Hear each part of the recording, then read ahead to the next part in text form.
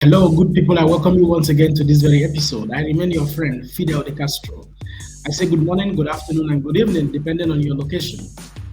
For the trending video of today, I know one talk too much, but I want to remind you of something. Our people talk saying a person we no person, now they call him this person. Person we no sabi you, we no sabi your what, now they call him, now they describe you as that guy or that man. If you have not concluded, decided to vote for Peter Obi, watch this video.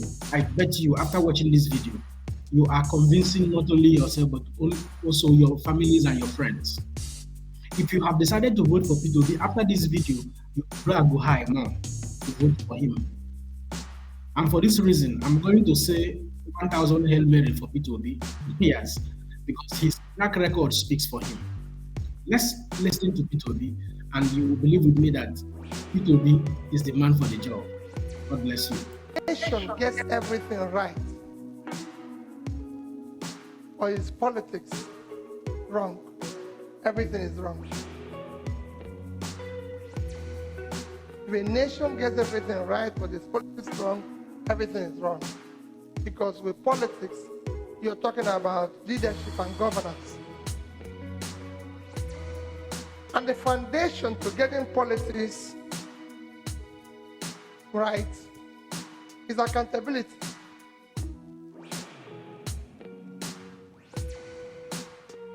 Governance is about service to the people. And that cannot be achieved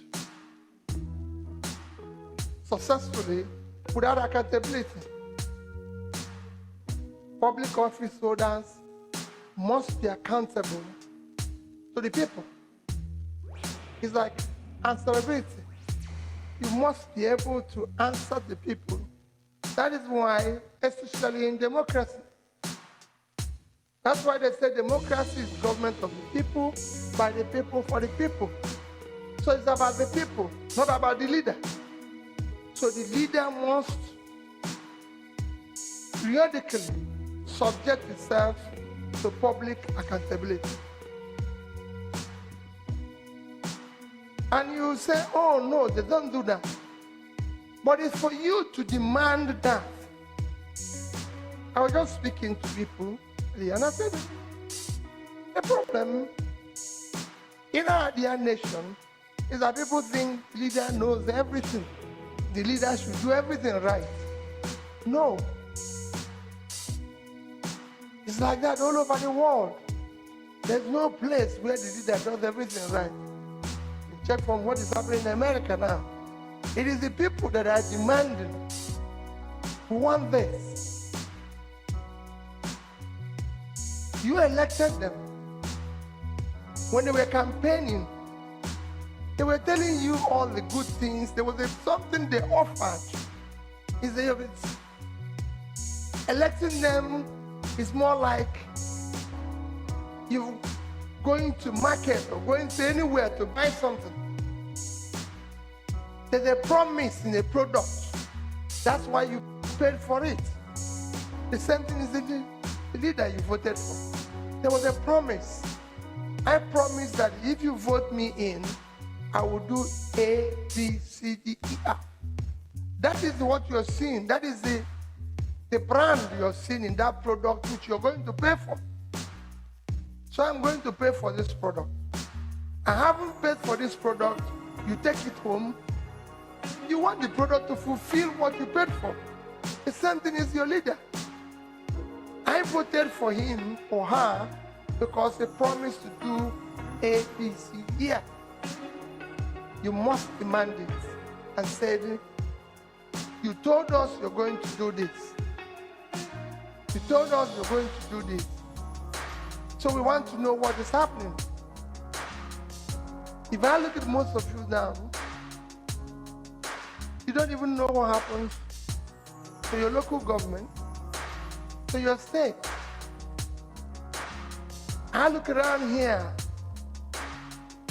our states, our federal government, everything, have an annual budget. How many of you have looked and questioned those budgets? What happens here? 2017, budget of restoration. Everybody. 2018, budget of full employment. Nobody have asked her about budget of restoration. What did we restore? Before we move to the next one. Everybody keeps quiet. 2019, budget of heaven. Nobody have asked what is restoration and what? Full employment did. How many people did we employ? We are now moving to heaven. And that is the crisis we face. That is why it's not working. A leader, like I said, is somebody you voted for because he had a promise. That promise is, I'm in Enugu. I want to go to Port Harcourt. So I go to the park and pay the driver. He's not my leader. He's driving me to Port Harcourt. So you can call it your vision. Your destination is Port Harcourt. So as it's moving along the Enugu-Port Harcourt road, you can measure where you are at a particular point in time. You know the destination. And that's why you went to that park and said, I'm paying for this. If he starts driving along Enugu on the road, you're on the wrong path. That's why they said, if you don't know where you're going, every road will lead you there. And that's what we're doing. We're happening in our nation. We don't know where we're going because we not asked the leader. We just jumped into the car and they're driving to any direction. And none of us is saying, no, what you're doing is wrong. That's not what we paid for. We must change that. It is about us. It's our society. We entrusted them to manage our resources, our future. That you don't have a job. You don't have this. It is their future that they are toying with. You have to demand and say, no. This is not the promise. This is what we have to do. As you vote, I voted for you because you promised that if we vote, the economy is going to be this. Periodically, they are supposed to tell you where is the economy, what is happening with it. I have served the people. And I made promises. If you vote for me, when I assumed the office, and I said to them, what was my first experience? There was no planning. But I was shocked. I said, no. How can we have a state without Ministry of Planning?